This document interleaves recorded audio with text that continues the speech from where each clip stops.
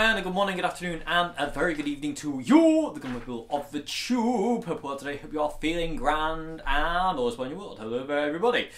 Welcome to another Q&A Wednesday. Let's dive into question one, splosh. Okay, so question one today is, do you have any tips for songwriting?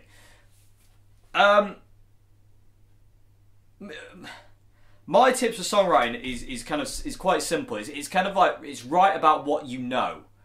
If you know what I mean. Like, all my songs are written about situations that I've either been through or going through or I'm scared of or whatever. You know, I think kind of like a tip to songwriting for me anyways is to write about what you know, whether you know it's dark or light or uplifting or sad or whatever. You know, I think you've got to write about what you know, and the music you write has to portray that. You know what I mean? It's, you know, you can't write a particularly happy song about something really sad and have it hit the mark necessarily, if you know what I mean.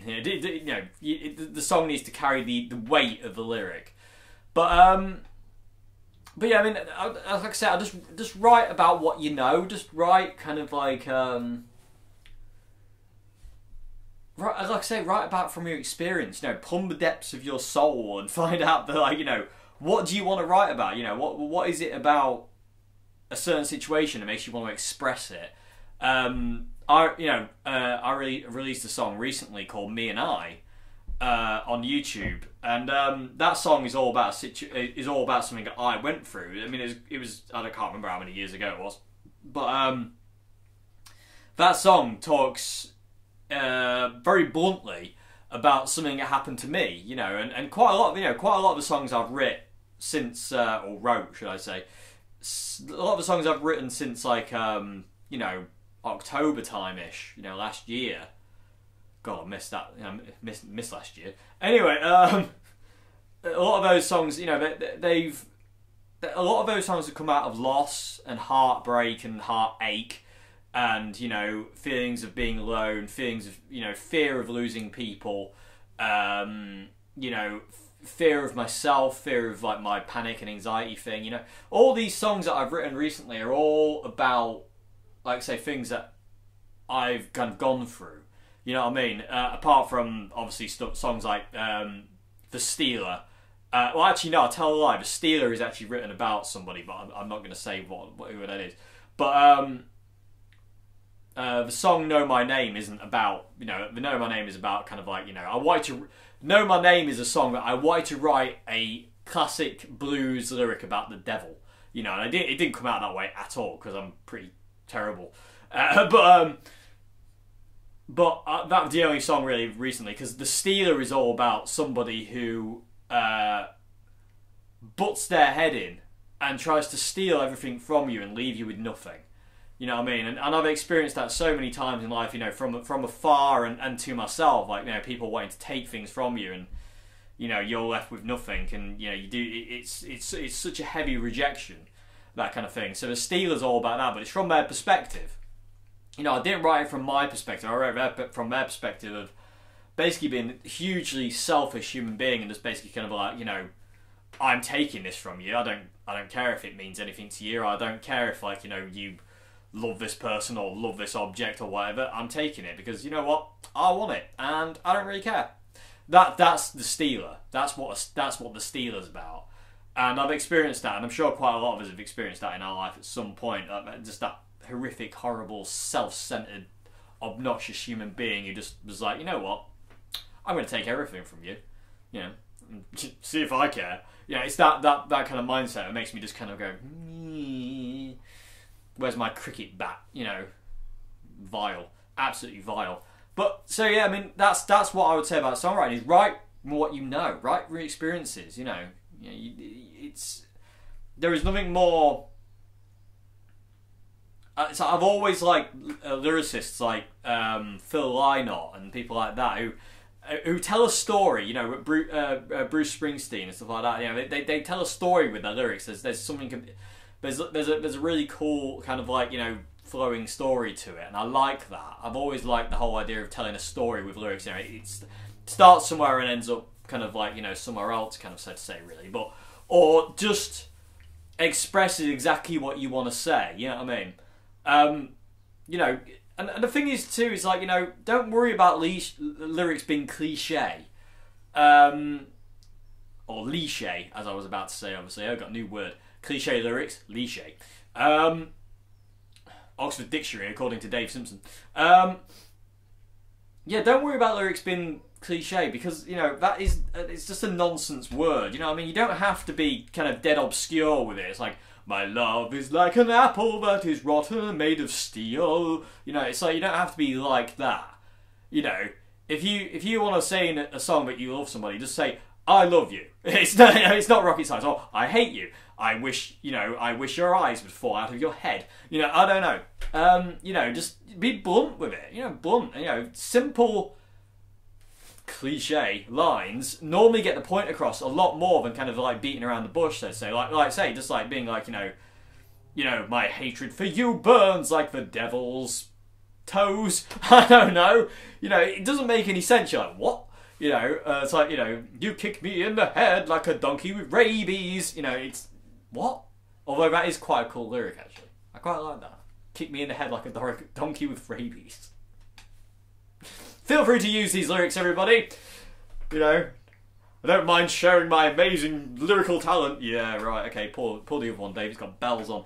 Anyway, but yeah, tips songwriting. Like I say, just write what you know, and you know, chord progressions. If you like certain chord, you know, find chord progressions you like, and just kind of like, just start in. You know, just try and figure it out. You know, you need to feel your way through it.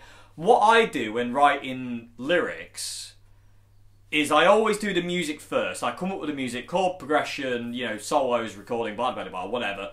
I do all that first, and then once the song is pretty much like, you know, 90% done, 100% done musically, that's when I'll dive in to start doing lyrics. And what I do for lyrics is, it's a technique I learned from my friend Ian, actually, because this is what he does, and I tried it out and I found it really works for me as well. So thank you, Ian. Is what I'll do is, I'll just play the song, set up a microphone, and just mumble a melody. You know, let me give you an example quick. Let me come here, Mr. Battercaster. Everybody, the Battercaster, that is back. So if you've got a chord progression, say simple chord progression like this. Let's get a picture. It'll be louder. I'm using my finger now.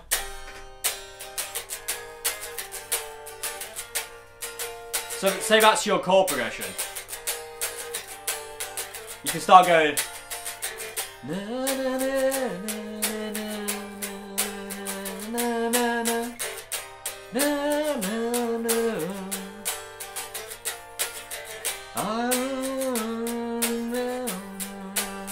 Yeah, and all of a sudden you start getting these kind of like weird mumbled melodies, and I record them.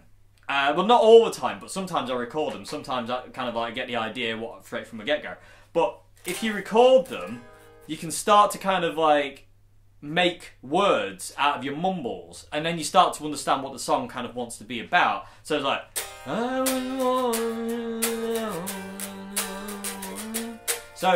I was walking alone and then a donkey killed me. You know, I have to be silly because I can't be serious, because I'm a ridiculous human being. But stuff like that, you know, and just write about kind of what you know. You know, write about what you know. Just put words in there. You know what I mean? You know, just that kind of thing. So come up with a chord progression, start mumbling stuff, and then with those mumbles, you know, and again, everyone's got a phone with a recording ability, so you know, just record it on your phone, and then just kind of go back and listen to it over and over and over again, and just kind of sit with a pen and paper and just kind of figure out, what am I saying there? And invariably, the song will reveal what it's about, because it'll be subconscious in your mind, because you don't want to be thinking about it. Just let it happen. And eventually the song will just kind of reveal itself and go, hello, I'm here, I want to be about this. So yeah. So I'm going to have to move on, but yeah, because otherwise I'm not going to have enough time to answer all these questions. But yeah, so that would be my tips for songwriting. Say, write about what you know. That's my idea of kind of like, you know, how to write lyrics. You know, just, okay, come up with melodies first, and then kind of like, you know, jump into kind of lyric writing, really. And just trying to figure out what the song wants to be about. What do you want it to be about? Or what does it feel like it wants to be about? You know, is it happy, sad, you know, whatever, you know. So, fretboard on this thing shrunk. I can feel the fret ends. Okay, so, That's neither here nor there. Anyway, moving along. So yeah, I hope this answers your question anyway. Excuse me. Like I said, I hope there's something in there. I could talk about that all day, actually. But I think everyone will get quite bored on my tips of songwriting, because I'm not a good songwriter. In all fairness, there's a million better songwriters out there better than me. I love songwriting, I love creating music, but it's nowhere near any good, in my opinion. You know what I mean? But again, you're always your own worst critic, aren't you? You know what I mean? You're always like, oh, it could be so much better if I did this, and that could be better, you know. So, you know, as long as people like what I put out, like, you know, quite a lot of you do, which I'm really happy about, by the way. Thank you so much for the support for my original music. I really, really appreciate it. You know, as long as people like it, that's all that matters to me. If people can go, I really enjoy that song, it's like, yes. You know, I don't have to like it. You know what I mean? It's like, as long as you like it, doesn't matter what I think. You know, my opinion is null and void. Anyway, I've got to move on, because otherwise I will not be able to answer all these questions. So, I hope that's the question. Moving on to question 2 now. Okay, so question 2 is, how did you practice when you were in the early years of playing? I've been playing for 1 year, and so far I can only play the Sweet Child of Mine solo. Kind of anything like that. Well, you're further along than I was. After a year of playing, I couldn't play the Sweet Child of Mine solo. How did I practice? I just learnt songs. For the first year and a bit of playing guitar, I just played songs, you know, and it was just bar chords and stuff like that, you know. I didn't know open chords, like, you know, the G, D, C, you know, F, B, whatever. B's power chord. Shut up, Dave. I didn't know them till, like, maybe 3 years into playing, you know. If somebody said a G, I just did a power chord there or there. I didn't realise, I didn't know what that one was. No, again, there was no one to tell me. You know what I mean? Like, you know, I knew everything in bar chords. It was as simple as that. So I just learnt songs, you know, and then the first solo thing I ever learnt was Slash's Godfather theme, because I had borrowed, and this would have been the first year of playing guitar, actually. Come to think, well, would it? I don't know. I don't remember. But my friend lent me a video of Guns N' Roses' Use Your Illusion live in '92 at the Tokyo Dome. I've got them on DVD now, actually, but he lent me the VHS video. And the video starts with Matt Sorum's... Oh, no, sorry. The video starts with You Could Be Mine, and then it goes into Matt Sorum's drum solo, and then it goes into Slash's guitar solo, and then it goes into the Godfather theme. And I was transfixed on this Godfather theme, which I can't play just in case. And I sat and learnt that. I sat and figured it out by ear, and it was probably wrong at the time. But that was the first kind of solo-y thing that I wanted to learn, and obviously Sweet Child of Mine was after that. But I just learnt songs, you know. I mean, that's my main thing. I've learnt songs and I learnt solos. I was figuring out kind of, you know, I'd play Green Day songs, Offspring songs, like I say, Guns N' Roses, like Sweet Child of Mine. And then it kind of branched off into other stuff as well, like there was some Stained songs and, you know, stuff like that. And then John Frusciante came along, immediately wanted to learn Under the Bridge and Chili Peppers stuff, wanted to know how to play Don't Forget Me, didn't realise at the time that, like, the effects, you know. I had a PV Rage amp and no pedals and a Washburn Maverick series guitar. I had no idea what a delay was or anything like that. Anyway, then John Frusciante came along, obviously, and then Yngwie Malmsteen came along, so I learned his solos.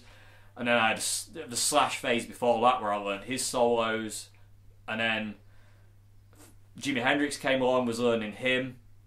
You know, took a massive dive back into John Frusciante in the second year of playing, where I learnt the entirety of By the Way, because I think my brother, it was my brother or my dad, I think it was my brother, bought the tab book for By the Way, so I learnt every song off By the Way, even Tear, which is mainly piano, well, kind of synth, if you will. It's like a Fender Rhodes almost. So I just learnt songs and solos, and I didn't know about tuning down. I played Sweet Child of Mine there, like starting on the 11th fret. I didn't realise it was down tuned, so it was technically in E. I didn't know that. I didn't know Green Day Basket Case was down tuned to E flat. I didn't know any of that. So I just played it again in E flat, you know, power chord. It wasn't until years later I realised that, like, you know, tuning down until somebody, you know, until I don't know how I found out about down tuning actually, but anyway. I remember Drop D was like, my gravy, look at this, you know, and that was cool. Yeah, so I just sat, learnt songs, learnt solos, slashes, John Frusciante's, Jimi Hendrix, Yngwie Malmsteen, who else was there? Dokken. I had a bit of a phase on George Lynch for a while. Not a massive one though. And then kind of like, you know, that was kind of what I did, you know, and the Darkness and stuff like that. And that's what I did. That was my practice really. It was just playing along to songs and playing along to albums, and then like McCready came in, Pearl Jam, you know, stuff like that. And so yeah, I mean that's how I started. That was how I practiced in the early days, and that's still kind of what I do now. Is if I want to practice guitar, I just stick on an album and play it through. Like the other week, about a week ago. Before a live stream, I played By the Way album from By the Way to I forget where it is, but you know, it's like there's like By the Way, University Speaking, which I don't really normally play, and I don't really enjoy playing University Speaking, to be honest with you. And I kind of like started playing it, and I was a bit like meh. So if I do it again, I probably won't play University Speaking. And then there's This Is the Place, Dosed, Don't Forget Me, Zephyr Song, I think. And I was playing all these ones, like throwaway television and all that kind of thing, to quickly reset the zoom and stuff like that. And so that's what I do. And the same thing with Pearl Jam. Like, you know, I know most of the album 10, so I just turn 10 on and just play through. You know, so you got Once, Even Float, Alive, Why Go, Black, you know, and so on and so forth. The only one I don't know is Ocean, because I've never learnt that, and I've never felt the urge to learn that song. And I'm Deep actually as well. I've never learnt Deep because again I've never felt the urge to learn that one. But yeah, so, and Dookie, I learnt Dookie front to back, Conspiracy One by The Offspring front to back, Smash by The Offspring front to back. So that's what I did. That was my practice thing, really. I didn't really sit there and kind of like, you know,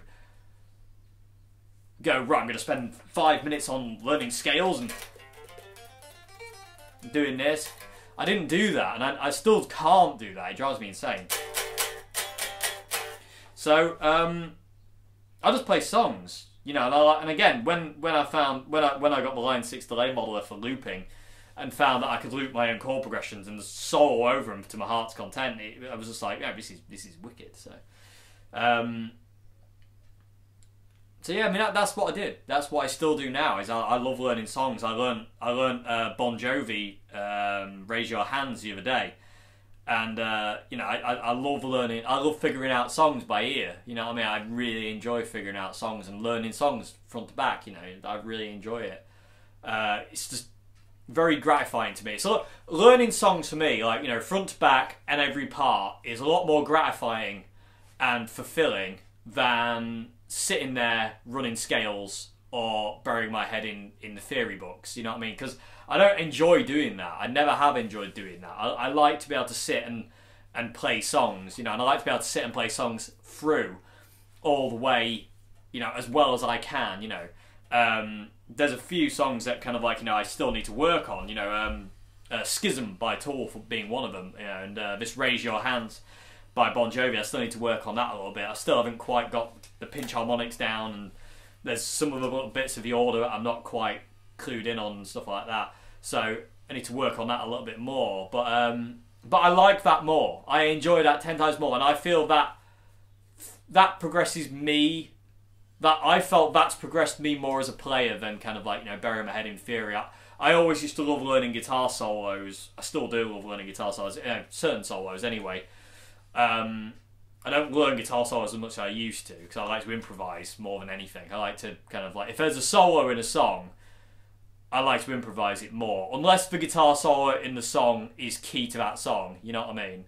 Like if you're learning Sweet Child of Mine, you know, you can't improvise a solo. You know, you have to do Slash's solo. There's no way. Whatever you come up with is never going to be as good as that. Yeah, it's the perfect solo for that song. So yeah, I mean that's what I did. That's, you know, so you know, be that for what it may. And again, like I say, that hasn't really changed. I still love sitting down and learning songs. Oh yeah, that's another one I'm trying to learn. I'm trying to learn this this Irish reel at this point in time, and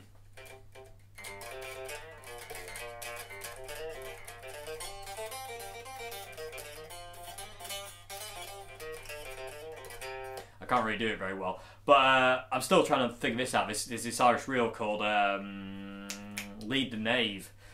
It's by a guy called Artie McGlynn, and it's wicked, absolutely wicked. And I've got another song to learn after that, that's what he goes into. But anyway, but yeah, so I just like to learn songs, you know, and disregard kind of like, you know, all I want to know is what key it's in, so I can solo over it when I need to, if there's a solo, you know, because I learned a lot of Offspring songs recently as well, like Can't Get My Head Around You, and Living in Chaos and stuff like that, and there's no solos in those, you know what I mean? Actually, there is kind of a solo in Can't Get My Head Around You, but I didn't want to learn it. I just wanted to play the chords, you know. It's Noodle's little wah wah thing, and I didn't really want to learn that, so I just stuck to Dexter's part, which is just power chords, which, you know, I just wanted to do more. I wasn't really interested in doing the wah wah bit. So yeah, be that for what it may. You know, that's what I did. Yes, so I don't know if there's anything in that, but you know, that's what worked for me, and that's what still works for me, and that's what I enjoy more than anything, is learning songs and learning, you know, solos if kind of like they are, you know, key to the song, you know what I mean? So it's like Weezer, Say It Ain't So. It's like, you know, that the solo to Say It Ain't So never needs to be changed. It's perfect. You know, Bold as Love, Jimi Hendrix's solo in Bold as Love is perfect. You know, Jimi Hendrix's solo in Purple Haze is perfect. Scott Gorham's solo in Dancing in the Moonlight by Thin Lizzy is perfect, you know what I mean? So solos like that, you know, that's what I like to learn. If they're like, you know, improvised solos, like if a lot of John Frusciante solos I don't learn because most of them are improvised, you know, I've never felt the need to kind of like learn some of his solos. People ask quite a lot of the time, can you play this solo or that solo from this gig? And it's like, no, I don't really want to learn it. I'd rather just improvise something myself, and you know, because that's what John's doing, you know, and I want to be like him, so I want to be able to just kind of like, you know, do something like that on the spot, so to say. So anyway, be that for it, mate. Hope that's answered your question. I hope there's something in that. I'm going to have to move on because again, I've got another 4 questions to do yet. Okay, so I'm going to move on. Thank you very much for your question. I hope that was okay. There's the Fear. Hello, Fear. Okay, so question 3 is, what do you do to reduce noise from your pedal board? The main thing is the Voodoo Labs pedal power 2. As soon as I got the Voodoo Labs pedal, because I was using like daisy chains before I got the Voodoo Labs, I was using daisy chains, and there was always that constant, you know what I mean, of that electrical hum. Even using really good kind of like, you know, wall, like power, you know, that go straight into the wall. Even though I was using really good ones of them, it still had a hum. And as soon as I got the Line 6, the Voodoo Labs, I said that because I was looking at my Line 6 delay modeler. As soon as I got the Voodoo Labs pedal power and plugged everything in and ran everything off it, it went from this to. So I would say the main thing you can do is get a really good isolated power supply like the Voodoo Labs. I mean, I can't recommend the Voodoo Labs enough. You know what I mean? There's also a Diego. Diego do a pedal power daisy chain, and that thing's insane. I used to have one actually. I sold it eventually to my friend Ian because I wasn't using it, you know. And but that thing was amazing. It was dead silent as well. It wasn't isolated, but I don't know what they'd done to it. But it was perfect. It was so quiet, and that was really cheap as well. The Diego pedal power thing is really, really cheap, and it's really, really cool. And I think 6 pedals, I think you can power off that. So that's really, really quiet. But say the Voodoo Labs thing, the difference is incredible. The difference was absolutely incredible and is incredible. It's like, you know, that low end hum that just disappeared as soon as I got the Voodoo Labs. Unreal, absolutely unreal. So that's what I do to reduce noise. I think it's incredible how much the power supply can affect the noise of your entire setup. You know, especially pedals. Pedals are really funny things when it comes down to power. So yeah, be that for what it may. You know, that's what I would recommend. Like, you know, really investing in a good power supply like the Voodoo Labs Pedal Power 2 Plus. I can't recommend it enough. I mean, they are expensive, but they are so worth it. They really are. I mean, I use one on this board, and I've got this is my, I don't know. One of them's my brother's that I'm borrowing basically for one of my pedal boards. I think the one on this board in here is mine, and the one on the small board in the other room is my brother's. But yes, but they're amazing, absolutely amazing. Super, super quiet, isolated power, really good power, amazing. Yeah, I really can't recommend the Voodoo Labs enough. Yeah, I really can't. So yeah, and again, it will cut down on no end of noise. It really will, especially if you're using quite a lot of pedals like I was. I don't really use as many pedals as I used to. I used to have my pedal board used to be the size of a guitar case, but not anymore. I've kind of cut it down to things I actually need. I had a lot of things on that board I was never using. It was just there to kind of like, you know, oh, I might need that. You don't need that. You're an idiot, Dave. Anyway, but yeah, so that's what I did to cut down on noise from pedal board. Is say just having a really good isolated power supply like the Voodoo Labs. There are others as well. You know, I think MXR do one. You know, there's stuff like, you know, the Gig Rig. They do kind of isolated power supplies and stuff like that. You know, there's all sorts of power supplies out in this day and age that are amazing at cut down on it. And daisy chains are normally kind of like the biggest problem for kind of like noise. You know what I mean? Daisy chaining and also bad power supplies, cheap little 9-volt power supplies invariably will make quite a bit of noise. So you kind of have to kind of like, you know, just it's so worth investing in a decent power supply. It really is. So yeah, I hope that's a question. Okay, I'm going to move on to question 4 now. And that's the note for question 4. Can you talk about how you control your tone and effects with your volume control? Okay, I don't really use my tones a great deal. So the tone dials invariably are always on 10. You know, it's very, very rare I'll actually alter the tone. If I need to, you know, I'll do it. But it's very, very rare. I like to just kind of like, I like to set my amp up with these on 10. You know what I mean? I don't like the idea of setting my amp up kind of bright and then just kind of like rolling off some of the high end. I like to set the amp up like how I want to hear it. And then if I want it darker, I can go darker if I want. So invariably I just have the tones on 10. It's very rarely I actually do anything with them. If I do anything with my tones, I normally do the Bernie Marsden thing of it's either on 10 or it's all the way off. You know what I mean? It's never, I never just kind of like, you know, just knock it down a little bit or here and there. Really, you know, 99% of the time, well, 95% of the time they're on 10, 4% of the time they're all the way off, and the 1% is me just kind of tweaking it every now and again, but it's very, very rare. Most of the time they're just cranked to the teeth.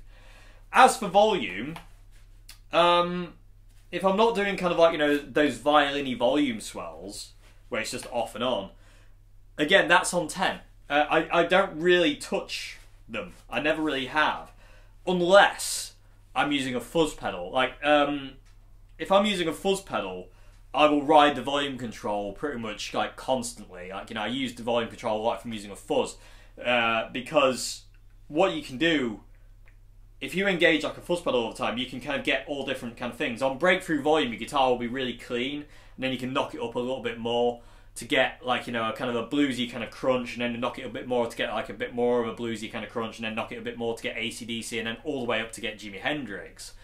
So that's the only time I'll really ride the volume control, is if I'm using a fuzz pedal. Other than that, I like to control dynamics with pedals. This is something I discovered about 2 years ago that I enjoy doing more than doing the volume control, because for years and years and years I would use the volume control to kind of like, you know, to get different kind of sounds using a fuzz pedal, using the Electro-Harmonix double morph. That's what I did for years, but I found out about 2 years ago that I actually prefer turning pedals off and on to get that thing. So if I want to go clean, I'll, you know, say I've got the DS2 on and I want to go clean, I won't roll the volume off. I'll just turn the DS2 off and just go to the jackhammer. And same thing with the governor. I like to use pedals to create different dynamics, not necessarily volume controls. You know what I mean? I just found it easier for me, and that's just, yeah, that's just what works for me. I just like that more. And again, I don't like fiddling with things. You know what I mean? I like to be able to set it and forget it kind of thing. So like, you know, the idea of kind of like constantly tweaking like tone controls and volume controls, I'm not interested in doing that. You know what I mean? I feel it's almost in the way. you know what I mean, of what I'm trying to do. You know what I mean? I don't mind going to a volume control. I like having the volume control there to kind of like, you know, every now and again do volume swells and stuff like that. But like I said, I don't like the idea of kind of like constantly tweaking the guitar. You know, you see people like Joe Bonamassa and people like that, they're constantly riding the tones and the volumes. And to me, I find that a distraction, and I find it takes me out of the moment if I'm constantly having to go like this, and trying to find that sound. Like, you know, I don't want to do that. That's in the way. That's a block. That's a wall. That's putting a wall between me and what I'm trying to do with the guitar in the first place. So I like it when everything's on 10, and I like to do dynamics from pedals. And I also like the immediacy of dynamics from pedals. Like, you know, you can be, if I say for instance, like, you know, I'm doing a song and I've got like the jackhammer on for my clean and the governor on for clean, and I'm kind of doing big power chords and this, that and the other, and then the dynamic drops in the song. I like to be able to turn the governor off, and then all of a sudden you've got no distortion, you know, you're back to clean. And then if you want to come back up again, you can kick in the governor again. Good example of this is when the trio did a Joe Bonamassa song called Ballad of John Henry. During the kind of quiet section of Ballad of John Henry, Joe rolls his volume down. I used to do that, but it drove me a bit mad, and sometimes I'd get annoyed at kind of having to do it, and I didn't like doing it. So what I found I enjoyed doing more is I'd play the riff, which we played in drop D and E flat, so it was a lot heavier.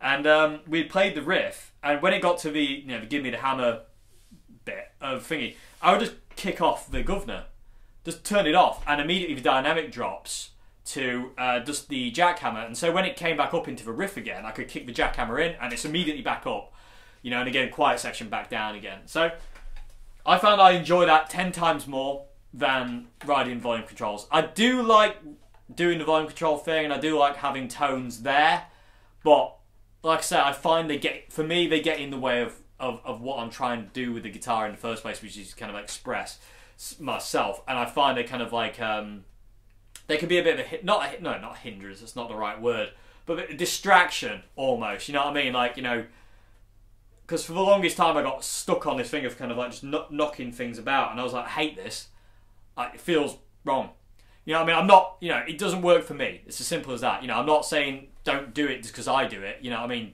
You know, you've got to take it how you feel it, you know what I mean? But for me, it drives me insane. I don't like it at all. So I use dynamics from pedals, unless I'm after kind of like that roll down volume tone, which is kind of like a woollier kind of clean tone, but I very rarely use that.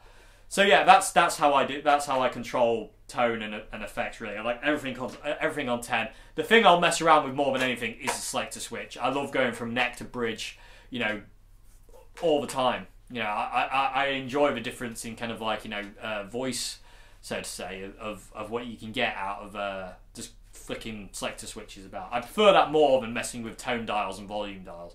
And like I say, dynamics, I like to get that from pedals. It just seems more dramatic and more immediate than me kind of rolling the volume control. Sometimes a gradual roll down is nice, but I have my Line 6 delay modeler for that. My delay that's set on preset A does that. So if I want things to fade out, what I do is I'll hit a chord, and as I hit that chord, I hit that delay, and then I turn off say the distortion pedal, and turn my guitar off on the volume, or just leave it, or don't turn it off, and just let the delay taper out, which is a lot, you know, it's very dramatic. It adds a lot of, you know, it's exactly what I want. I actually use that a lot more than I would use the volume control to kind of fade things out, because I like the decay of the delay more than I like the decay of my volume control. Anyway, but yeah, that's how I control, you know, tone or effects using volume control. So the main time I'll use my volume control or ride the volume control is using fuzz pedals.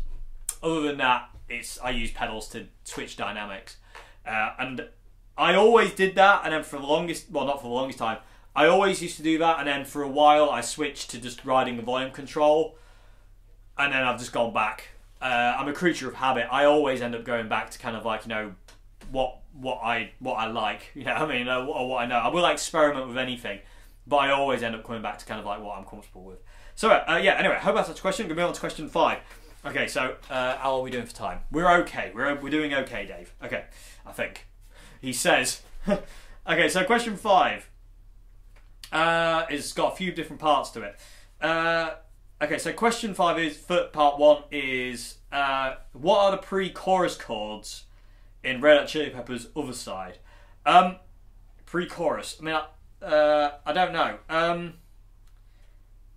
The song's chords mainly, the verses, the how long will I slide bit is A minor, F major, C major, and G major. It's going to sound weird on this guitar because I've got it down tuned to D standard, but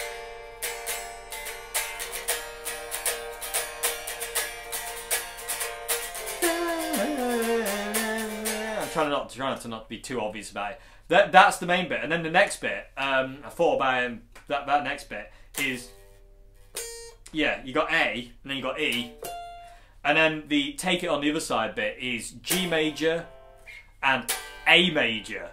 Now the A major catches people out, and I think you said this in your email, because it technically should be an A minor,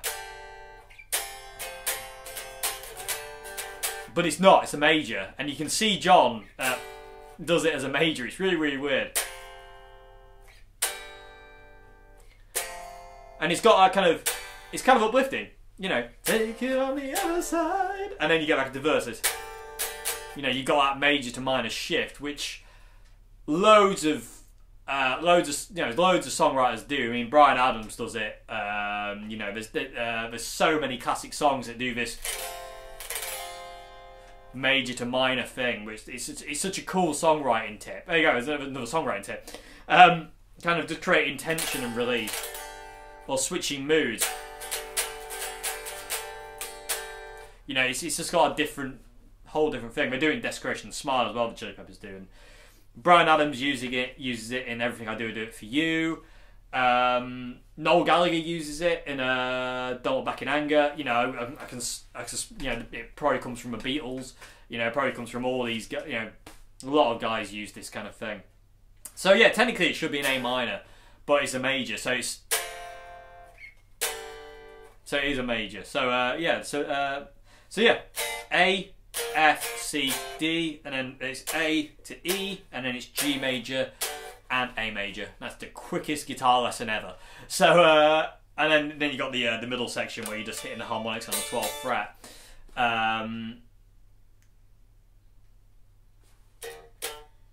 Which I think that changes to E there, but I forget offhand because again, all I know is that it's John's parts. I don't know what Flea's actually doing.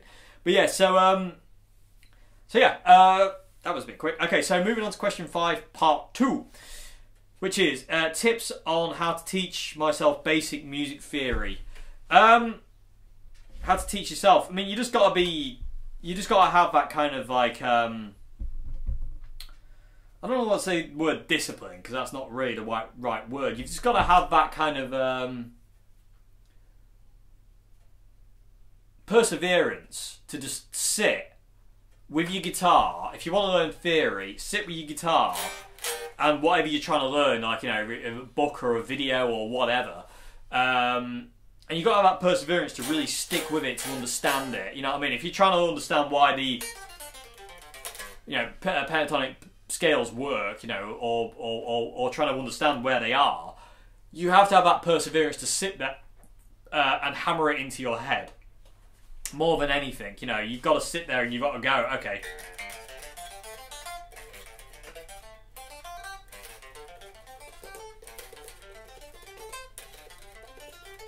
Okay, I know that now, so I'm just going to do it again. You know, you've got to have that kind of mind frame to the point where you can just do this. You know, where you don't have to think about it, but you can just do it. Yeah, because the less you can think about it, the better it'll be. As long as it's under your fingers, the better it'll be. The same goes for theory. If you want to understand theory, it's best to kind of get it in your head, and just by sitting there and persevering with it, and really just trying to get into it. You know what I mean? And again, you can't. It's one of those things where you can't like really do 5 minutes of it if you really want to understand it. You know what I mean? Theory takes a bit more time. You know, you've really got to sit there, and you've got to have that kind of like, you know, perseverance to go, okay, this is getting a bit boring now, but okay, I'll do it a couple more times and try and figure out what's going on. The moment you start to feel yourself getting annoyed or angry at it, that's the point you stop, because at that point, you're not going to learn. Your brain's just going to go, no, I'm not taking this in anymore. And it's normally about 45 minutes. I think the human brain can learn functionally for about 45 minutes, and then it needs to take a break and process the information. So if you want to learn theory yourself, I would recommend doing something like for about 45 minutes, just sitting there with either a book or a YouTube video on theory, and really trying to get the ins and outs of what's going on, if that makes any sense. You know what I mean?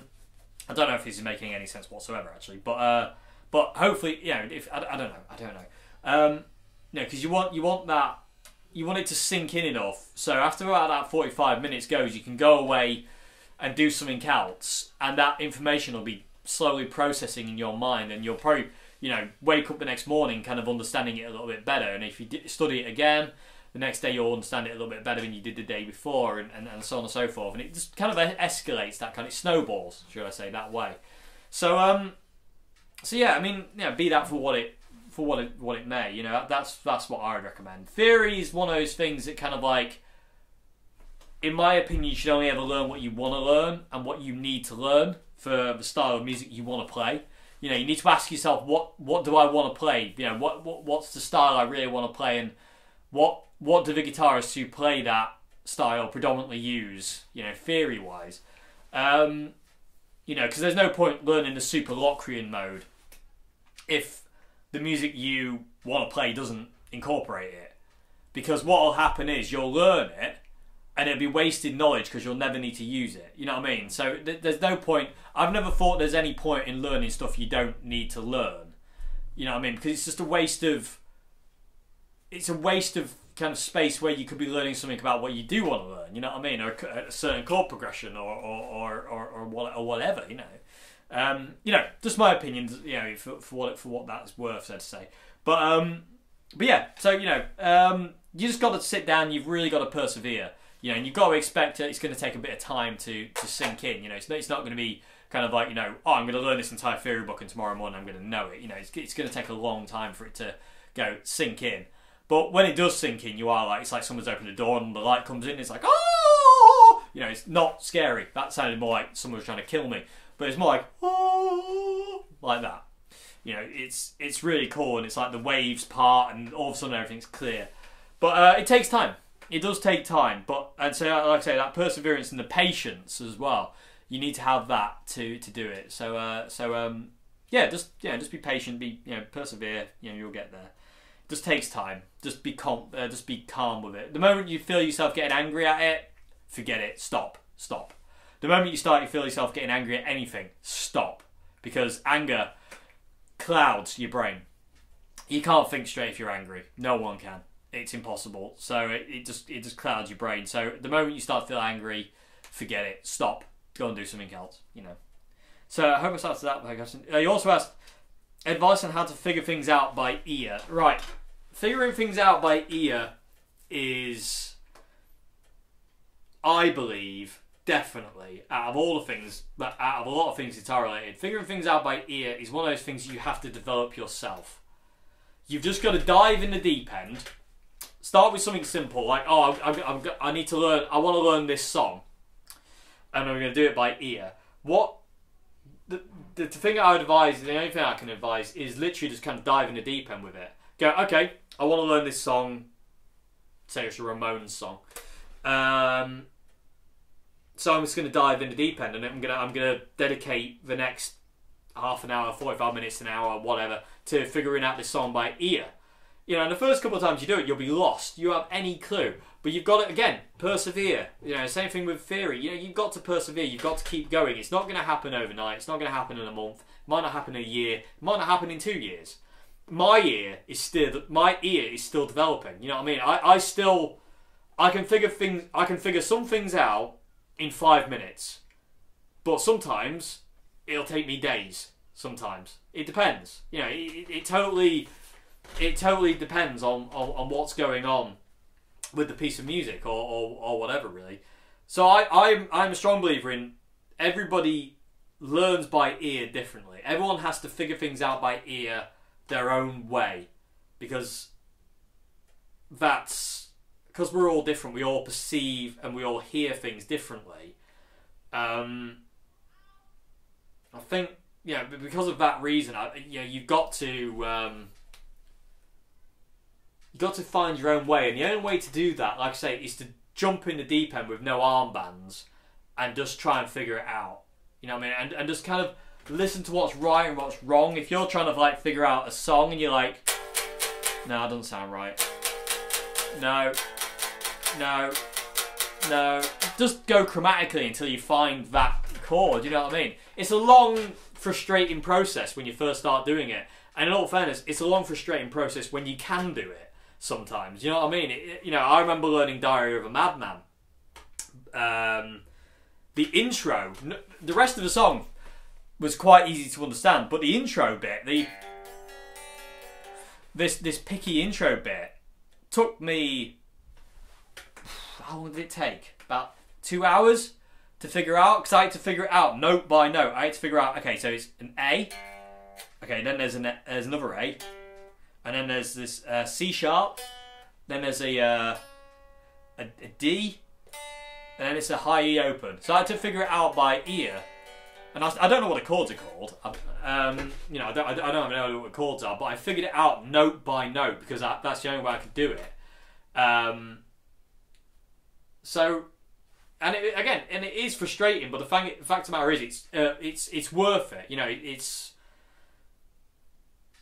at the end of the day when I finally got it and I was like, I can play it. I know it now. It's like, figured it out. So cool. I reckon it's more rewarding figuring things out by ear than it is kind of like resorting to tab or something like that. If you know what I mean. Like, I reckon it's far more rewarding to do that kind of thing.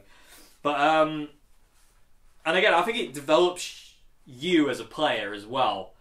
I really do feel it develops you as a player. So yeah, that's what I would recommend. But again, I think everyone has to find their own feet in figuring things out by ear, because I don't think you can necessarily say do A, B, and C, and you can immediately do it. You know what I mean? It's not like learning a musical instrument doesn't work that way. You know what I mean? You can't just go to somebody, if you do this, this, and this, you'll be Jimi Hendrix next week. You know, it doesn't work that way. You know, learning an instrument is kind of like one of those things of like,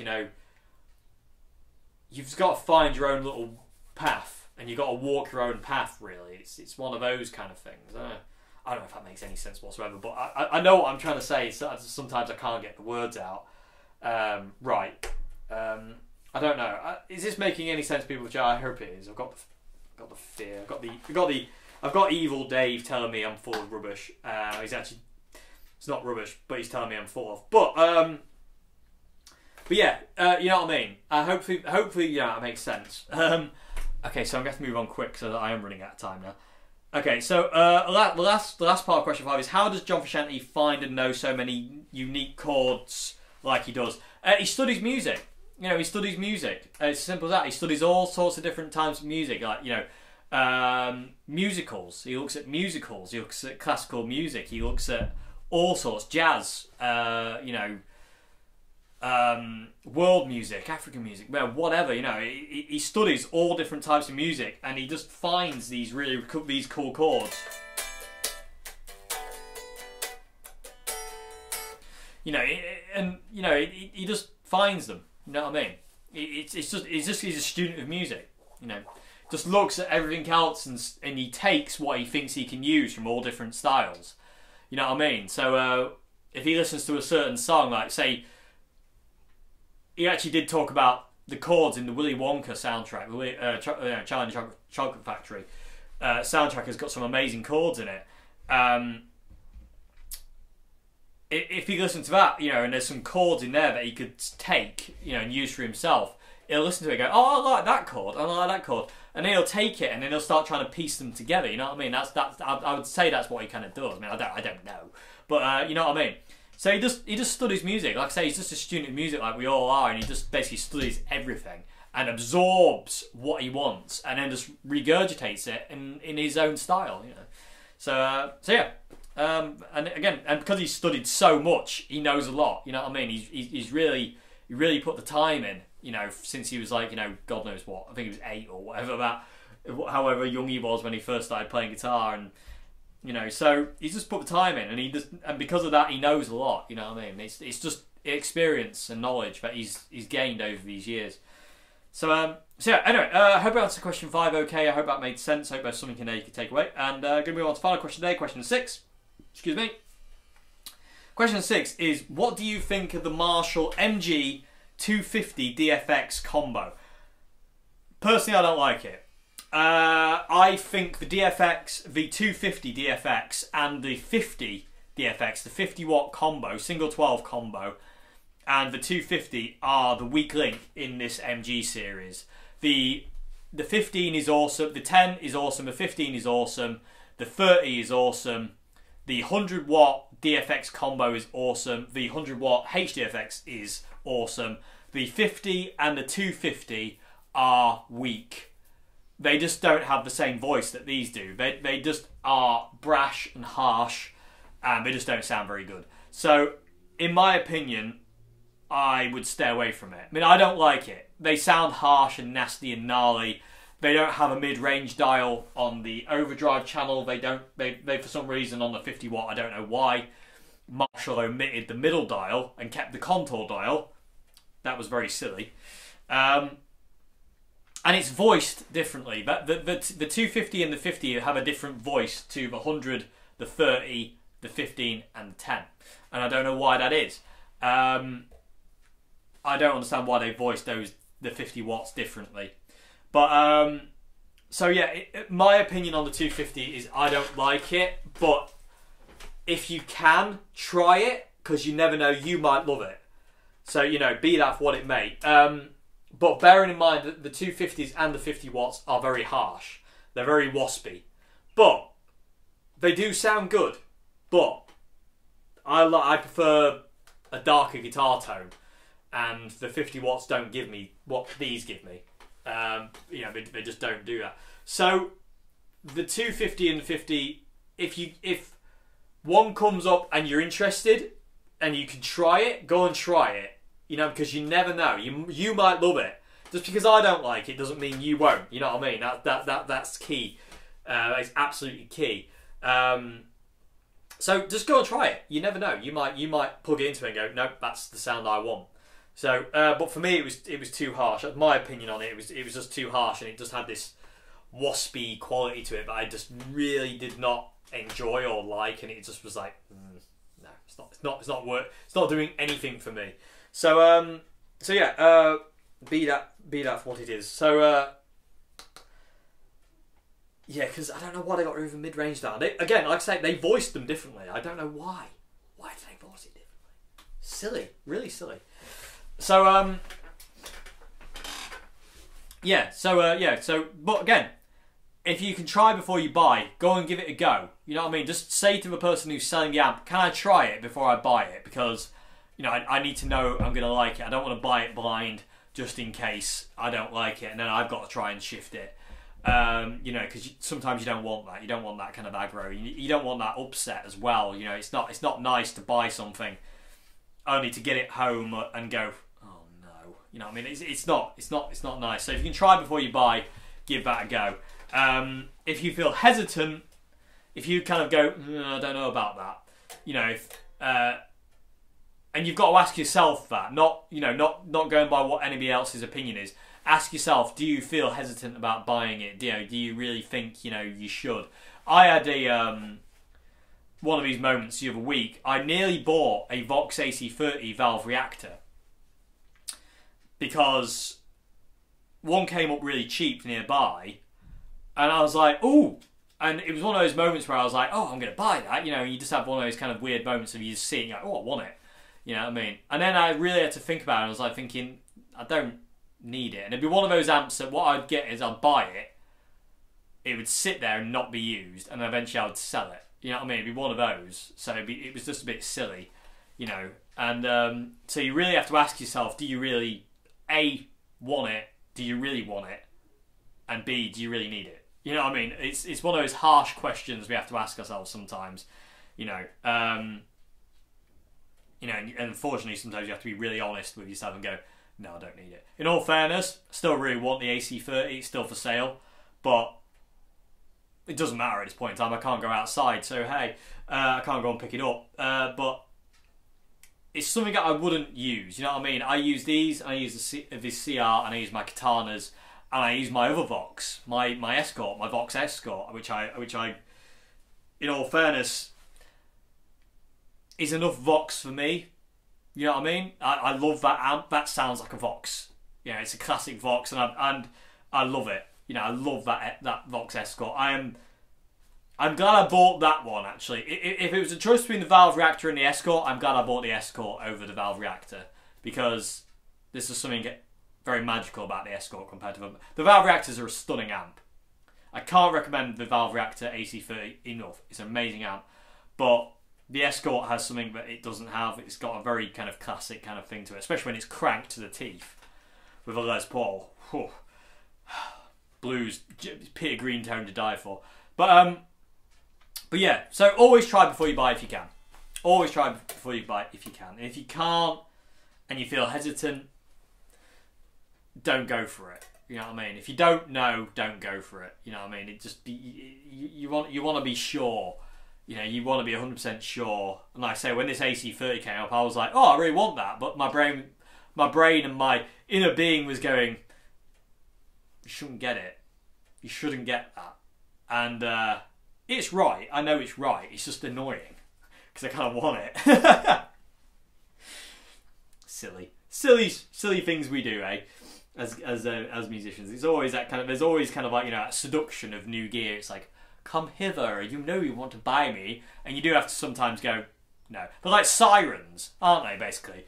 You know, new gear is like sirens, like leading you to your doom. Anyway, but yeah, the 250 DFX, I don't really rate it, personally. I don't really like it. It's very harsh sounding. But again, that's me. If you can try before you buy, try before you buy. Because you never know, you might love it. You might absolutely love it. You never know. So just bear that in mind. But so anyway, right, okay, I'm nearly out of time, so I'm going to say goodbye. So thank you very much, everybody, for your questions. I hope that's something okay. I hope that's something you can take away. Yeah. If you want to submit a question to Q&A Wednesday, everybody, description box below, email link at the top. That's the one you need to email me. I will get to your question eventually. There's a lot. I think I'm midway through February at this point in time. So you know, there is a backlog. So, but bear with me. I will get to your question eventually, one way or the other. You know, so just be patient. You know, and I will get there. So yeah, that's that really. So yeah, thank you very much for watching, everybody. I hope you have a good morning, afternoon, and good evening. And I'll see you again on Friday for another vid. What is it on Friday? I don't know. I'll see you on Friday for another vid. I don't know what it's going to be yet. We'll see. And yeah, have a great one. And yeah, just be as happy as you can and make the best of what you can in this weirdo time. You know, just do what you can. I don't know. Weird times. And more weird times to come. I can't wait. Joy. Okay, so anyway. See you, everybody. Have a great one. Goodbye now. Thank you.